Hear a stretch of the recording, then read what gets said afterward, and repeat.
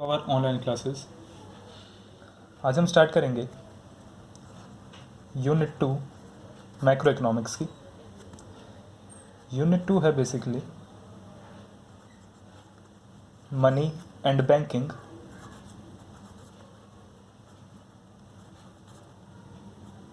Money and banking ये deal करता है आपका फाइनेंशियल मार्केट से। फाइनेंशियल मार्केट के दो कंपोनेंट्स, मनी और एक बैंकिंग। तो सबसे पहला कंपोनेंट हम स्टार्ट करेंगे फर्स्ट, मनी। ये दोनों इम्पॉर्टेंट कंपोनेंट हैं पूरी फाइनेंशियल मार्केट में, बिकॉज फाइनेंशियल मार्केट पूरी डिपेंड है मनी पर, और मनी के सिस्टम को रेगुलेट करता है बैंक, यानी बैंकिंग सिस्टम। बैंक चाहे कमर्शियल बैंक हो या फिर आपका सेंट्रल बैंक हो। सबसे पहला टॉपिक मनी। मनी क्या होती है? Money can be medium of exchange,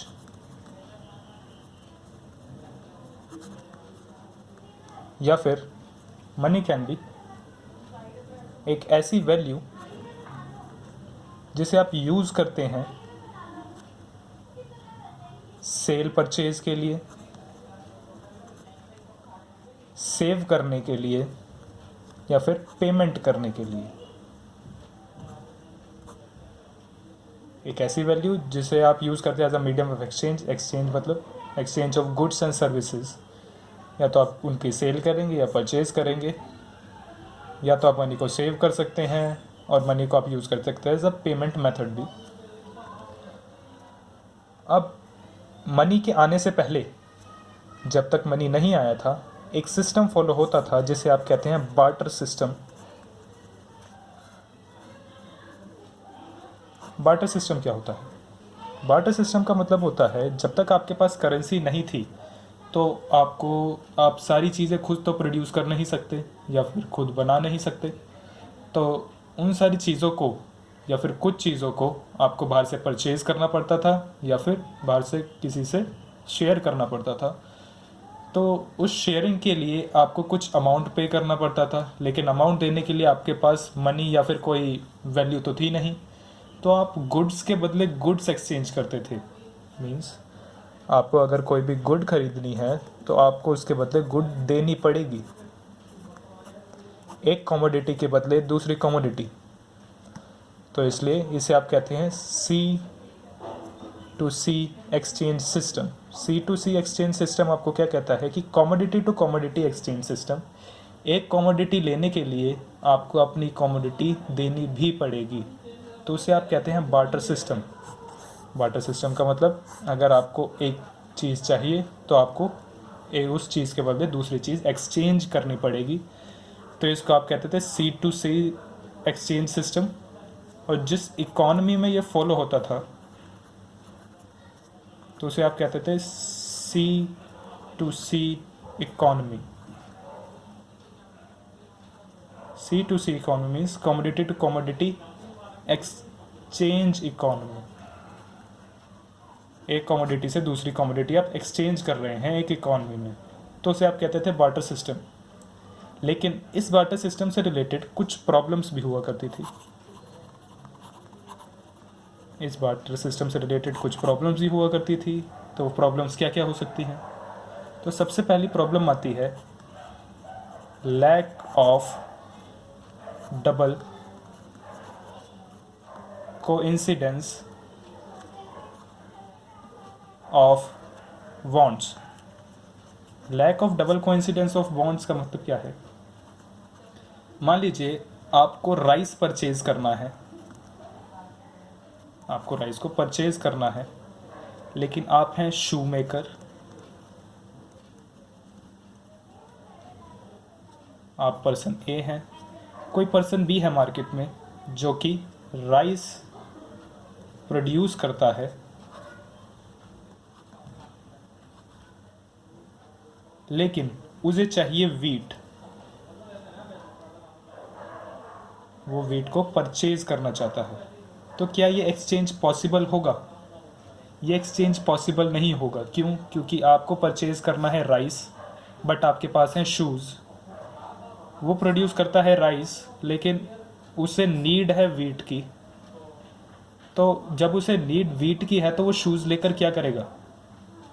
तो ये एक्सचेंज पॉसिबल नहीं हो पाया।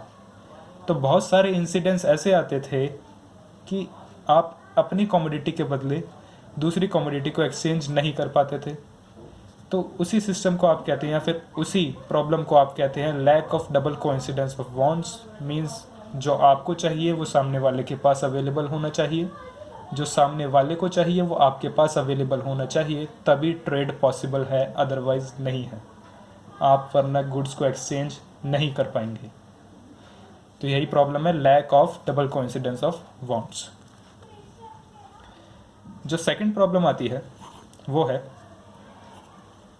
लैक ऑफ मेजर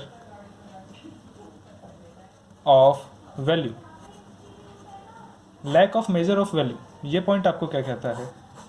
ये पॉइंट आपको कहता है कि एक कमोडिटी की वैल्यू दूसरी कमोडिटी के रूप में क्या होगी, ये आइडेंटिफाई करना बहुत ज़्यादा मुश्किल होता था। जैसे वीट की वैल्यू राइस के कंपैरिजन में कितनी होगी, वीट की वैल्यू पल्स के कंपैरिजन में कितनी होगी, मीन्स दालें, वीट की वैल्यू गोल्ड के कंपैरिजन में कितनी होगी। तो ऐसे बहुत सारी यानी हज़ारों कमोडिटीज़ हैं जो आप परचेज़ करते हैं या फिर यूज़ करते हैं। तो एक कमोडिटी की वैल्यू 1000 के अगेंस्ट पता लगाना बहुत ही डिफ़िकल्ट काम हुआ करता था। तो lack of common measure of value आपको ये पॉइंट कहता है कि आपके पास कॉमन यूनिट अवेलेबल नहीं थी।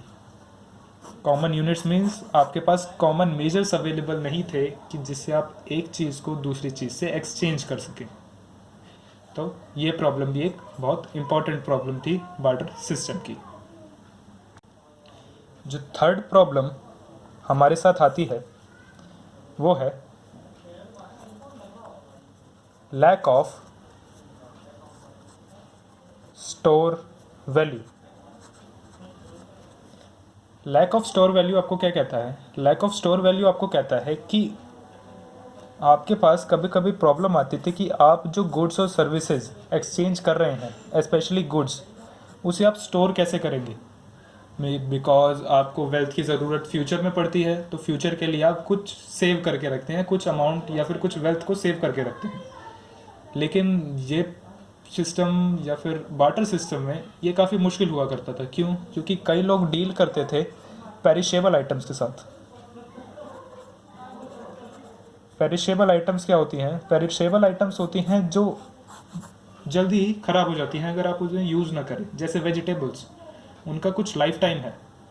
लाइफ टाइम मतलब मीन्स आप वेजिटेबल्स को 1 वीक मैक्सिमम 15 डेज़ यूज़ कर सकते हैं, उसके बाद वो ख़राब होने लग जाएंगी। और फ्रूट्स हो गए आपके काफ़ी सारे, जैसे फर्नीचर है, फर्नीचर आपका डेप्रिशिएट होता है टाइम के साथ, तो आप उसे कुछ टाइम के लिए तो सेव कर सकते हैं या फिर स्टोर कर सकते हैं, उसके बाद वो ख़राब होने शुरू हो जाते हैं। फर्नीचर पेरिशेबल आइटम नहीं है, but okay, perishable items means जो आपको डेली नीड के लिए या फिर जो जल्दी ही यूज़ करने पड़ते हैं। तो काफ़ी सारी चीज़ें ऐसी होती हैं जिसे आप स्टोर नहीं कर सकते ज़्यादा दिन के लिए, तो उसको स्टोर करने में काफ़ी प्रॉब्लम हुआ करती थी। अगर आपको इनको स्टोर करने में ज़्यादा प्रॉब्लम होगी तो यानी आपके पास वेल्थ नहीं रहेगी फ्यूचर के लिए। अगर आपके पास फ्यूचर के लिए वेल्थ नहीं रहेगी तो आप फ्यूचर में अपनी परचेजिंग पावर नहीं बढ़ा पाएंगे। तो एक बहुत बड़ी प्रॉब्लम थी आपकी बार्टर सिस्टम की। रिमेंबर, फर्नीचर की भी वैल्यू डेप्रिशिएट होती है, लेकिन फर्नीचर पेरिशेबल आइटम नहीं है। Fourth point,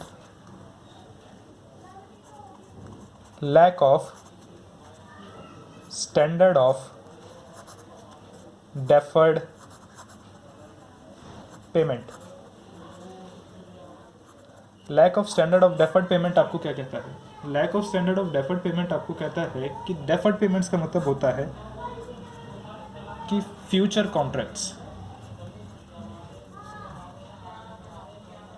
future contracts means आपने कोई एग्रीमेंट साइन किया है कि आप फ्यूचर में किसी को ये अमाउंट पे करेंगे या उससे ये अमाउंट लेंगे, कोई स्पेसिफाइड गिवन अमाउंट। तो फ्यूचर कॉन्ट्रैक्ट्स में बेसिकली क्या होता है कि आपको इक्वल वैल्यू एक्सचेंज करनी पड़ती है जो आपने प्रॉमिस की है। लेकिन बार्टर सिस्टम में ऐसा होना काफ़ी मुश्किल था, बिकॉज मान लीजिए आप शू बनाते हैं, मैं राइस बनाता हूँ या फिर मैं राइस को सोल्ड करता हूँ। राइस की बहुत सारी वैरायटीज़ आती हैं, शू के लेदर की या फिर शू जिस मटेरियल से बनता है उसकी बहुत ज़्यादा क्वालिटीज़ आती हैं। मान लीजिए हम दोनों ने प्रॉमिस किया एक दूसरे को, मैंने कहा कि आप मुझे फ्यूचर में या फिर 1 मंथ के बाद मुझे लेदर शूज़ दीजिएगा और आप अभी मुझसे राइस ले जाइए, आप मुझसे राइस ले जाइए इंस्टेंटली। तो 1 मंथ के बाद जब मैं उनसे शूज़ लेने जाऊंगा तो मैं उन पर यह ऑब्लिगेशन लगा सकता हूं कि उनकी लेदर की क्वालिटी या उनके शूज़ की लेदर की क्वालिटी वो नहीं है जो मैंने 1 मंथ पहले देखी थी, या फिर जो 1 मंथ पहले मैंने शूज़ को ऑब्ज़र्व किया था ये वो वाले शूज़ नहीं है। तो ये एक बहुत बड़ी प्रॉब्लम हो सकती है। बात करते हैं राइस की। मान लीजिए मैंने 1 मंथ का या उन्होंने 1 मंथ का कॉन्ट्रैक्ट किया है कि 1 महीने के बाद मुझे राइस चाहिए, ऐसे राइस चाहिए या फिर कुछ स्पेसिफाइड क्वालिटी के राइस चाहिए। लेकिन 1 महीने के बाद अगर मेरे पास वो राइस ख़त्म हो जाते हैं तो प्रॉब्लम आ सकती है, क्योंकि मैं उन्हें सेम क्वालिटी के राइस प्रोवाइड नहीं कर पाऊँगा। अगर वो सेम क्वालिटी के राइस नहीं दे पाऊँगा तो मेरा स्टैंडर्ड ऑफ डेफर्ड पेमेंट का मोटिव ओवर हो जाएगा। Means standard of deferred payment का जो आप ट्रांजैक्शन थी वह वैलिड नहीं रहेगी, जिसकी वजह से ये प्रॉब्लम होगी। Lack of standard of deferred payment, इन सब में पेमेंट नहीं कर पाऊंगा उन्हें। ओके, इन प्रॉब्लम्स के सॉल्यूशन के लिए मनी ने कुछ फंक्शंस निकाले या फिर मनी को लाया गया मार्केट में जिसके कुछ फंक्शन थे। फंक्शन डिस्क्राइब करे गए हैं 2 पार्ट में, प्राइमरी फंक्शन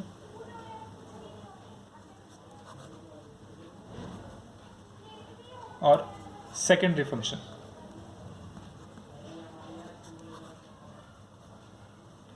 सबसे पहले फंक्शन की बात होती है मीडियम ऑफ एक्सचेंज।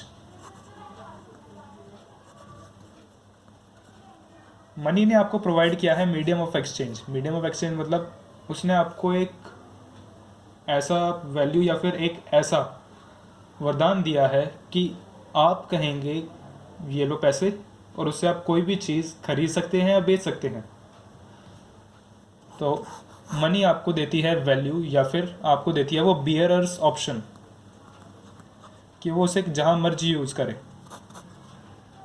वो उसे जहाँ मर्जी यूज़ कर सकता है। जिसके पास मनी होगी वो उसे कुछ भी सेल या परचेज करने के लिए यूज़ कर सकता है। तो मीडियम ऑफ एक्सचेंज का मतलब आप गुड्स और सर्विसेज खरीद सकते हैं या बेच सकते हैं in exchange of money. Second option provide करता है वो आपको कॉमन मेजर ऑफ वैल्यू। आपको वो common measure of value provide करता है। मीन्स अगर 100 का पेपर नोट है, अगर 100 का पेपर नोट है तो आप उसे यूज़ करेंगे एज अ प्रोमिजरी नोट, या फिर आप उसे यूज़ कर सकते हैं कोई भी वैल्यू खरीदने के लिए जो 100 रुपीज़ या उसके कम की हो। तो आप उस 100 रुपीज़ से कुछ भी खरीद सकते हैं जो 100 रुपीज़ की हो या उससे कम की हो, चाहे वो कोई भी चीज़ हो, चाहे वो राइस हो, वीट हो, शुगर हो, एनीथिंग। तो कॉमन मेजर ऑफ वैल्यू का मतलब है उसने आपको एक स्पेसिफाइड वैल्यू दे दी जिसके अगेंस्ट आप चीज़ें एक्सचेंज करेंगे। मनी ने कहा कि आप एक पर्टिकुलर पीस ऑफ पेपर ले जाइए और उसे यूज़ करिए अपनी चीज़ें एक्सचेंज करने के लिए, जिसकी वजह से आपको कोई प्रॉब्लम ना हो। अगर 100 रुपीज़ का नोट हर जगह एक्सेप्टेबल है, हर कोई उसे 100 रुपीज़ ही काउंट करेगा, ना कम ना ज़्यादा, तो इसलिए उसने कॉमन मेजर ऑफ वैल्यू को प्रोवाइड करा। तीसरा पॉइंट है आपका standard of deferred payment. Standard of deferred payment आपको कहता है स्टैंडर्ड डेफर्ड पेमेंट कहता है कि आप मनी से फ्यूचर पेमेंट कर सकते हैं, आप फ्यूचर में पेमेंट्स कर सकते हैं मनी से। मतलब मनी की वैल्यू 100 रुपीज़ ही रहेगी, नॉमिनल वैल्यू उसकी 100 रहेगी, चाहे time value of money change हो जाए, लेकिन 100 रुपीज़ का नोट हमेशा 100 रुपीज़ का ही रहेगा, 500 का नोट हमेशा 500 का ही रहेगा। तो फ्यूचर में उसकी क्वालिटी पर कोई असर नहीं आता, फ्यूचर में क्वालिटी पर कोई असर नहीं आएगा, जैसे बार्टर सिस्टम में हुआ था कि क्वालिटी में चेंज आया था, लेकिन मनी के केस में ये नहीं है। 100 रुपीज़ हमेशा 100 ही रहेंगे, ना उसकी वैल्यू कम होगी ना बढ़ेगी। अगर आप टाइम वैल्यू कैलकुलेट करते हैं तो हाँ हो सकता है बढ़े, लेकिन नॉमिनल वैल्यू उतनी ही रहेगी मनी की। तो और क्वालिटी का कोई भी अरेंजमेंट या फिर कोई भी दिक्कत नहीं होगी मनी के केस में। फोर्थ पॉइंट, जो नेक्स्ट पॉइंट की आप बात करते हैं वो है आपका store of value. Store of value आपको क्या कहता है? स्टोर ऑफ वैल्यू आपको कहता है कि आप मनी को स्टोर कर सकते हैं बिना किसी भी चेंज इन वैल्यू के। अगर आपको अपने फ्यूचर की परचेजिंग पावर बढ़ानी है तो आपको स्टोर या फिर वेल्थ को क्रिएट करना पड़ेगा, और मनी की फॉर्म में वो वेल्थ अच्छी तरह क्रिएट हो सकती है। अगर वो परचेजिंग पावर मनी के फॉर्म में है तो आप चाहे उसने जितने मर्जी साल रखिए वो मनी मनी ही रहेगी, चाहे जो मर्जी हो जाए। अगर वो 100 रुपीज़ आपने सेव करे तो वो 100 रुपीज़ ही रहेंगे, अगर आपने 1000 रुपीज़ सेव करे तो वो 1000 रुपीज़ ही रहेंगे।